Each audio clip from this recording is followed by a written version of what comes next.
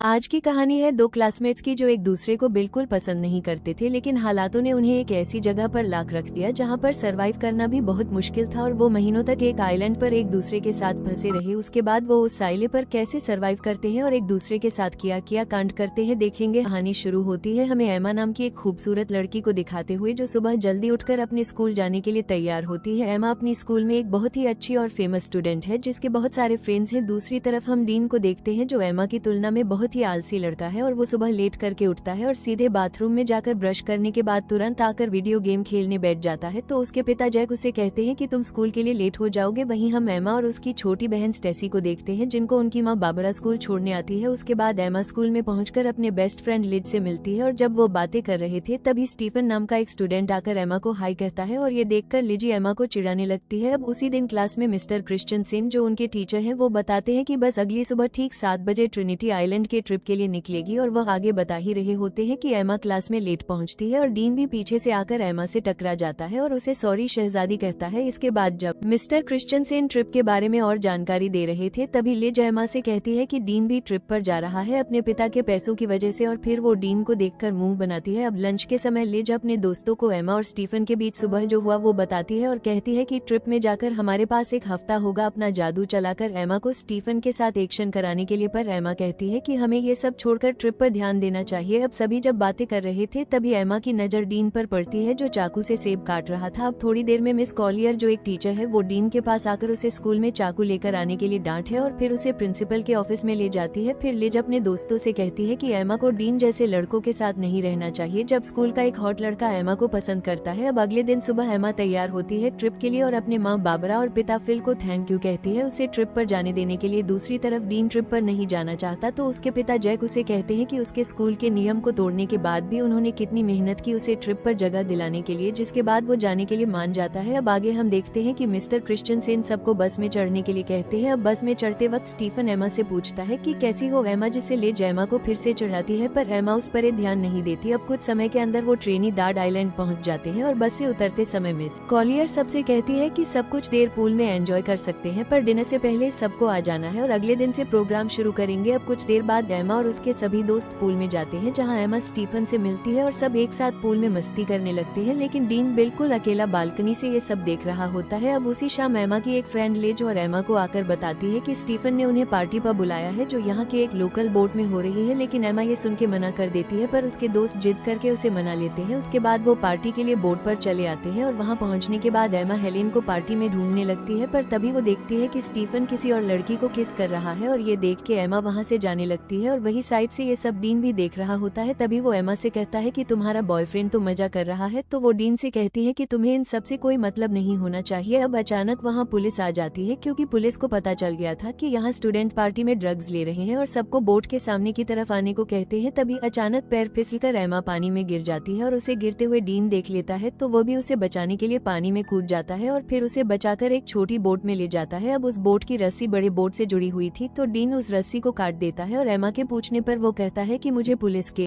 झंझट में नहीं पड़ना है, पुलिस के जाने के बाद हम बड़े बोट तक पहुंच जाएंगे। लेकिन थोड़ी ही समय के अंदर वो बोट उनसे काफी दूर चला जाता है और तभी वहां पर तूफान शुरू होने वाला होता है, लेकिन डीन देखता है कि इसमें तो मोटर ही नहीं है। तभी उनके सामने से अचानक एक बड़ी सी लहर आती है और दोनों कस के बोट को पकड़ लेते हैं। इसके बाद सुबह हो जाती है और दोनों लहरों की वजह से बोट के साथ अरेबियन सागर में पहुंच गए थे। डीन का फोन भी चुका था तो वो एमा को उसका फोन देने को कहता है पर एमा के फोन में नेटवर्क नहीं आ रहा था। फिर एमा डीन से कहती है कि हमें पार्टी बोट का पीछा करना चाहिए था तो डीन कहता है कि चिंता मत करो, कोई ना कोई हमें लेने आ जाएगा। वो बात ही कर रहे थे तभी अचानक एमा को थोड़ी दूरी पर एक आइलैंड नजर आती है, जिसके बाद डीन बोट को उस आइलैंड की तरफ ले जाने लगता है और बहुत मुश्किलों के बाद दोनों उस आइलैंड पर पहुंच जाते हैं और वहां पहुंच के एमा फिर से फोन के नेटवर्क को देखती है पर वहां भी कोई नेटवर्क नहीं मिलता। फिर डीन को उस बोट पे एक फ्लेयर गन मिलती है तो वो उसे ले लेता है और फिर दोनों आगे बढ़ने लगते हैं इस उम्मीद में कि आगे जाने पर उन्हें कोई मदद मिल जाएगा। दूसरी तरफ होटल में पिछले रात की पार्टी की वजह से मिस्टर क्रिश्चियनसन ट्रिप को कैंसिल कर देते हैं। हैं। तभी लिजी मिस कॉलियर से कहती है कि एमा होटल वापस नहीं आई है और उसे लगा कि शायद एमा कल रात किसी और के साथ थी, इसलिए उसने किसी को नहीं बताया। और वो बताती है कि उसने एमा को आखिरी बार पार्टी बोर्ड पर देखा था। इसके बाद मिस्टर क्रिश्चियनसेन सबकी अटेंडेंस लेते हैं तो उन्हें पता चलता है कि डीन भी यहाँ मौजूद नहीं है। अब इससे इनको पता चल जाता है कि डीन और एमा दोनों ग्रुप से मिसिंग है। उसके बाद पुलिस आकर एमा के दोस्तों से पूछताछ करते हैं तो मिस कॉलियर पुलिस से पूछती है कि क्या उन्हें ढूंढने का कोई तरीका है। तो पुलिस कहते हैं कि ऐसे केस अक्सर होते रहते हैं, शायद वो खुद से ही वापस आ जाए, लेकिन अगर वो समुद्र में कहीं फंस गए हो तो दोनों को ढूंढना थोड़ा मुश्किल हो सकता है। और यह बात जब डीन के पिता को पता लगता है कि उनका बेटा खो गया है तो ये सुनकर वो तुरंत स्कूल जाते हैं और वहाँ एमा की माँ बाबरा से मिलते हैं। और उसी समय फिल भी वहाँ आ जाता है और यहाँ सब परेशान होकर प्रिंसिपल से दोनों बच्चों के खोने के बारे में पूछने लगते हैं, पर प्रिंसिपल ठीक से कोई जवाब नहीं दे पाते, जिसके बाद वो तीनों वहाँ से चले जाते हैं। वहीं एमा और डीन आगे बढ़ रहे थे और कुछ दूर चलने के बाद उन्हें जंगल के अंदर एक खूबसूरत वाटरफॉल दिखाई देता है। डीन को ये बहुत अच्छा लगता है तो वो एमा को उसका एक तस्वीर लेने के लिए कहता है, पर एमा उसे मना कर देती है। वो कहती है कि हम यहाँ फंसे हुए हैं और तुम्हें यहाँ अच्छा लग रहा है, मुझे इस ट्रिप में प्रोजेक्ट के लिए अच्छे मार्क चाहिए थे, मुझे आगे प्रिंसटन यूनिवर्सिटी में पढ़ना है, अगर हम जल्द से जल्द यहाँ से नहीं निकल पाए तो सब बर्बाद हो जाएगा। इसके बाद वो आगे बढ़ते हैं और कुछ घंटे बाद वो दोनों इस आइलैंड के बिल्कुल किनारे पे आ जाते हैं, पर अब तक यहाँ उन्हें ना कोई रास्ता मिला था और न ही कोई मदद। ये देख के वो वापस बोट की तरफ जाना सोचते हैं। उसके बाद वो दोनों वापस बोट की तरफ जाते हैं और जाकर देखते हैं कि किनारे में उनकी बोट नहीं है, समुद्र की लहर बोट को कहीं ले गया था और अब सिर्फ उन्हें वहाँ एक लाइफ जैकेट मिलता है। फिर आगे हम देखते हैं कि वो पूरा दिन चलते चलते थक चुके थे और सूरज भी डूब जाता है। इसके बाद डीन आग जलाता है और दोनों यहीं पर आज रात रुकने का फैसला करते हैं। डीन देखता है कि एमा को ठंड लग रही है तो वह एमा को अपनी शर्ट उतार कर दे देता है। फिर दोनों बातें करने लगते हैं कि कल तक शायद हमारे पेरेंट्स हमें ढूंढ कर निकाल लेंगे। अब आगे हम देखते हैं कि सुबह हो जाती है और डीन जाग कर देखता है कि एमा यहाँ नहीं है तो वो उसे ढूंढते हुए जाकर देखता है कि एमा समुद्र के किनारे पर SOS लिख रही है। तो वो पूछता है कि तुम क्या कर रही हो, तो वो कहती है जान बचाने की कोशिश कर रही हूँ और हमें पीने के लिए पानी ढूंढना होगा। उसके बाद डीन स्विमिंग करने चला जाता है और एमा उसे देखने लगती है। दूसरी तरफ होटल में मिस्टर क्रिश्चियनसेन एमा और डीन के बारे में उनके पेरेंट्स को बताते हैं कि पुलिस उन्हें ढूंढ रही है और पुलिस को एक छोटी बोट मिली है जिस पर शायद वो दोनों थे। फिर जैक कहते हैं कि अगर पुलिस कुछ कर नहीं पा रही है तो हम किसी प्राइवेट रेस्क्यू टीम को काम पर लगा सकते हैं, पर मिस्टर क्रिश्चियनसेन कहते हैं कि पुलिस अपना काम अच्छे से कर रही है और वो जल्द से जल्द बच्चों को ढूंढ निकाल लेंगे। वहीं हम देखते हैं कि एमा पीने के लिए पानी ले रही है, तभी उसे अजीब सा कुछ महसूस होने लगता है। उसे लग रहा होता है कि उसके आसपास कोई है और उसे देख रहा है, तो वो घबराकर वहाँ से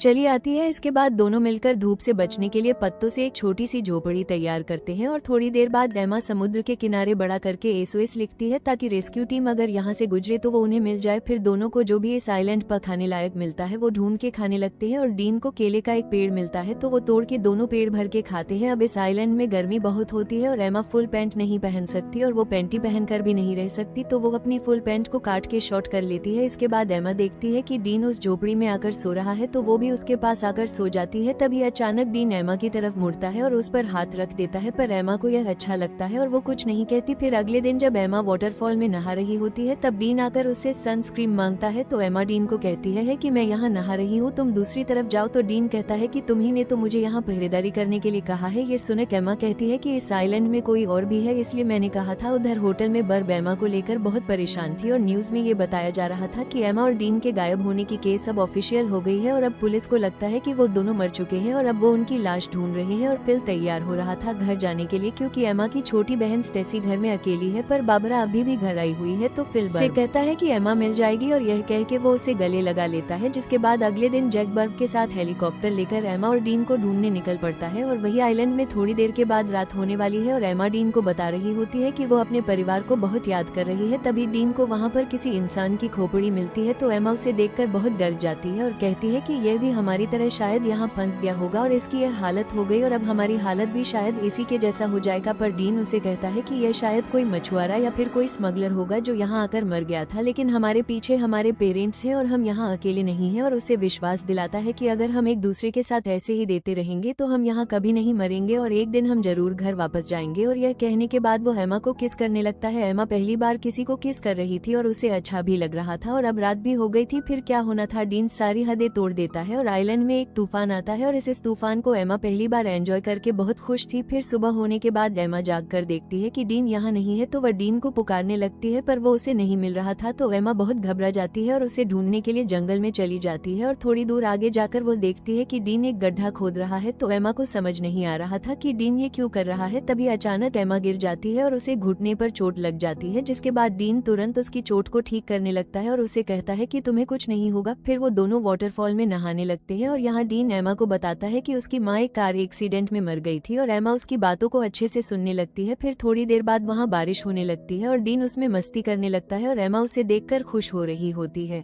जिसके बाद दोनों बारिश में डांस करने लगते हैं और डीन एमा की बालों में एक फूल लगा देता है। अब एमा डीन से कहती है कि मुझे फिर से तूफान के मजे लेने हैं। फिर डीन एक बार फिर से तूफान लाने की तैयारी शुरू कर देता है। वहीं अब न्यूज में बताया जाता है कि एमा और टीन के लापता होने की 1 महीना गुजर चुका है और पुलिस को लगता है वो अब जिंदा नहीं रहे, इसलिए पुलिस ने उन्हें ऑफिशियल ढूंढना बंद कर दिया है। पर एमा के दोस्त को अभी भी लग रहा है कि एमा और डीन अभी भी जिंदा है और बर्ब को भी वैसा ही लगता है और वो जैक के साथ हेलीकॉप्टर लेकर अपनी बेटी एमा को ढूंढने फिर से चली जाती है और उन दोनों को अच्छे से ढूंढने के लिए सबको पर्ची बांट रहे होते हैं जिन पर एमा और डीन के बारे में जानकारी दी हुई थी। यह सब कुछ करने के बाद जैक बर्ब से कहता है कि उन्होंने सब करके देख लिया पर फिर भी एमा और डीन नहीं मिल रहे हैं, अब शायद घर वापस लौट जाना चाहिए। ये सुनकर बाबरा उदास हो जाती है और घर चली जाती है। दूसरी तरफ डीन एमा को हरी रोशनी के बारे में बता रहा होता है जिसके बारे में उसकी माँ ने उसे बताया था और वो बताता है कि वो रोशनी सूरज के डूबते समय दिखती है, पर डीन ने उस रोशनी को आज तक कभी नहीं देखा है। अब यहाँ उन्हें कुछ और हफ्ते बीत जाते हैं और दोनों आइलैंड के खूबसूरत एनवायरनमेंट के मजे लेने लगते हैं। वो समुद्र में नहाते हैं और बहुत मजे करते हैं और ऐसे ही वो एक दूसरे के बहुत करीब आ जाते हैं और जब भी उनका मन करता है तो वो तूफान और भूकंप के मजे लेते रहते थे। अब ये सब कुछ होने के बाद एमा डीन से पूछती है कि तुमने पहली बार कैसे किया था और वो कौन थी, तो डीन बताता है कि जब मैं स्कूल में था तब मेरा एक दोस्त थी जो मुझसे उम्र में बड़ी थी। अब डीन जानता था कि एमा की यह सब कुछ पहली बार थी, तो वो पूछता है तुम्हें कैसा लगा, तो वो बताती है कि अच्छा था लेकिन तूफान की वजह से गलत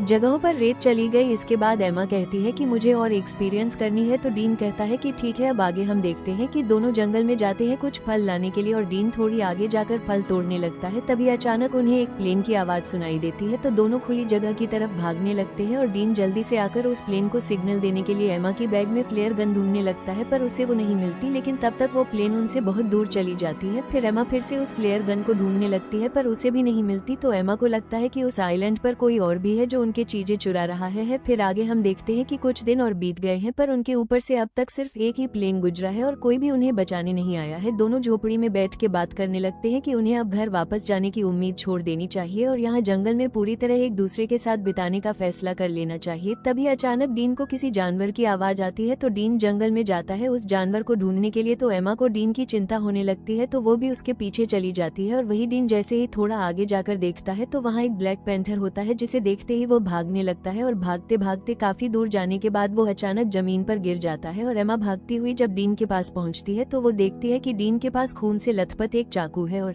उसने एक ब्लैक पैंथर को मार दिया है। फिर आगे हम देखते हैं कि एमा और डीन के सभी दोस्त और पेरेंट्स उनके बिना ही अपनी जिंदगी की शुरुआत कर लेते हैं और यहाँ एमा और डीन ने भी आइलैंड पर जीना सीख लिया है और इधर ही अपनी जिंदगी गुजारने का फैसला कर लिया है, क्योंकि उन्हें जो उम्मीद थी कि उन्हें कोई बचाने आएगा वो भी अब खत्म हो चुकी थी। उन्होंने शिकार करना भी सीख लिया है और यहाँ पर झोपड़ी बनाकर रहते हैं और सभी उम्मीदें छोड़कर खुशी से एक दूसरे के साथ देते हुए दिन गुजारने लगते हैं। फिर एक दिन एमा उल्टियाँ करने लगती है, तो डीन ये देखकर उसे पूछता है कि क्या तुम प्रेग्नेंट हो, तो एमा कहती है कि नहीं, उल्टियाँ बस ऐसे ही हो गई हैं। इसके बाद एमा अच्छा महसूस करने के लिए डीन के साथ लेट जाती है, पर जब वो दोनों बात कर रहे होते हैं तभी एमा की खोई हुई चीजें वो ऊपर से गिरने लगती है और जब वो दोनों ऊपर देखते हैं तो वहाँ पेड़ पर एक बंदर होता है जो उनके सामान फेंक रहा होता है और वो देखते हैं कि बंदर के हाथ में वो फ्लेयर गन भी है जो डीन को उस दिन नहीं मिला था। तो उस बंदर को एमा एक केला दिखाती है, तो वो गन नीचे फेंक देता है, जिसके बाद उन्हें ऊपर से एक हेलीकॉप्टर की आवाज आती है। तो वो भागते हुए खुली जगह पर आते हैं और एमा गन लोड करके फायर करती है, तो वो हेलीकॉप्टर वाले उन्हें देख लेते हैं, जिसके बाद वहाँ से उन्हें रेस्क्यू कर लिया जाता है और अब फाइनली दोनों 3 महीने के बाद वापस आ जाते हैं और एयरपोर्ट पे एमा और डीन के दोस्त और पेरेंट्स उनसे मिलकर बहुत खुश हो जाते हैं, जिसके बाद दोनों के पेरेंट्स उन्हें अपने अपने घर लेकर चले जाते हैं। अब घर आने के बाद डीन उसी रात को एमा से मिलने जाता है और वो बात करते हैं कि घर वापस आकर कितना अजीब लग रहा है और यहाँ डीन एमा को किस करने वाला होता है, पर एमा नहीं करती और कहती है कि हर 10 मिनट में उसके पेरेंट्स उससे मिलने आ रहे हैं, अब शायद तुम्हें यहाँ से चले जाना चाहिए और कहती है कि हमारे आने की खुशी में मेरे पेरेंट्स ने एक पार्टी रखी है तो तुम्हें भी आना है। फिर अगले दिन पार्टी पे सब जमा होते हैं और एमा के पेरेंट्स सबको कुछ कहने लगते हैं उनके बच्चों के वापस आने पे। इसके बाद स्टेसी डीन से पूछती है कि तुम सबके साथ क्यों नहीं हो, तो डीन कहता है कि मुझे सबसे घुलना मिलना अच्छा नहीं लगता। इसके बाद डीन एमा को उसके साथ आने के लिए इशारा करता है, पर एमा नहीं आती और उसे अनदेखा कर देती है और ये देखकर डीन पार्टी से चला जाता है। इसके बाद सभी चीजें पहले की तरह हो जाती है और एमा आइलैंड से वापस आने पर वो बहुत फेमस हो जाती है, पर डीन अभी भी अकेला ही रहता है और जब भी एमा और डीन एक दूसरे के पास से गुजरते हैं तो वो बस एक दूसरे की तरफ ही देखते हैं। फिर कुछ दिन बाद एमा डीन को कॉल करती है पर डीन कॉल नहीं उठाता। उसके बाद हम देखते हैं कि एमा के रूम में स्टेसी जाती है और उसे कहती है कि तुम्हारे लापता हो जाने के बाद हमने तुम्हें बहुत मिस किया और मॉम डैड भी बहुत परेशान थे। हमने तो सोच लिया था कि शायद हमने तुम्हें बिल्कुल खो दिया है, लेकिन आज हम सब अच्छे से एक साथ हैं और बहुत खुश है। फिर एमा स्टेसी से कहती है कि तुम मेरी बहुत अच्छी बहन हो और फिर वो दोनों एक साथ प्रोम पार्टी में जाने का डिसाइड करते हैं। दूसरी ओर हम डीन को देखते हैं जो अपनी माँ के कब्र पर जाता है और अपनी माँ को मिस करते हुए बहुत रोता है। अब प्रोम पार्टी की रात डीन टीवी देख रहा होता है तो उसके पिता उससे पूछते हैं कि क्या पार्टी में तुम मेरे कोट पहनकर जाना चाहोगे। दूसरी तरफ एमा पार्टी में अपनी बहन के साथ पहुंच गई थी, जिसके बाद लिज उसके पास आती है और एमा को एक सरप्राइज देने के लिए आगे ले जाने लगती है और तभी एमा देखती है कि बाहर बारिश में डीन कोट पहन के खड़ा है और एमा का इंतजार कर रहा है। ये देखकर एमा आइलैंड की वो सब कुछ याद करने लगती है। इसके बाद पार्टी से बाहर आकर एमा डीन के पास जाती है और यहाँ दोनों बहुत खुश होते हैं और किस करने लगते हैं और इसी सीन के साथ ये कहानी यहीं पर खत्म हो जाती है।